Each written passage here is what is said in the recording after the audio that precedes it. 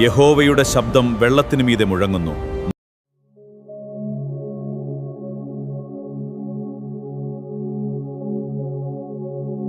സങ്കീർത്തനം 29. ദാവീദിന്റെ ഒരു സങ്കീർത്തനം. ദൈവപുത്രന്മാരെ, യഹോവയ്ക്ക് കൊടുപ്പിൻ, യഹോവയ്ക്ക് മഹത്വവും ശക്തിയും കൊടുപ്പിൻ. യഹോവയ്ക്ക് അവന്റെ നാമത്തിന്റെ മഹത്വം കൊടുപ്പിൻ. വിശുദ്ധാലങ്കാരം ധരിച്ച് യഹോവയെ നമസ്കരിപ്പിൻ. യഹോവയുടെ ശബ്ദം വെള്ളത്തിന്മീതെ മുഴങ്ങുന്നു. പെരുവെള്ളത്തിന്മീതെ യഹോവ മഹത്വത്തിന്റെ ദൈവം തന്നെ ഇടിമുഴക്കുന്നു. യഹോവയുടെ ശബ്ദം ശക്തിയോടെ മുഴങ്ങുന്നു.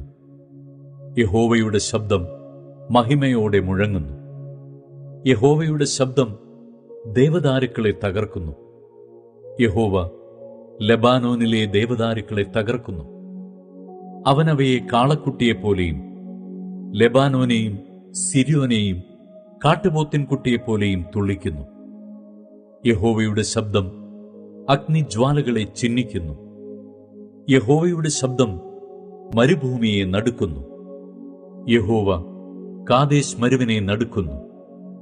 യഹോവയുടെ ശബ്ദം മാൻപേടകളെ പ്രസവിക്കുമാറാക്കുന്നു. അത് വനങ്ങളെ തോലുരിക്കുന്നു. അവന്റെ മന്ദിരത്തിൽ സകലവും മഹത്വം എന്ന് ചൊല്ലുന്നു.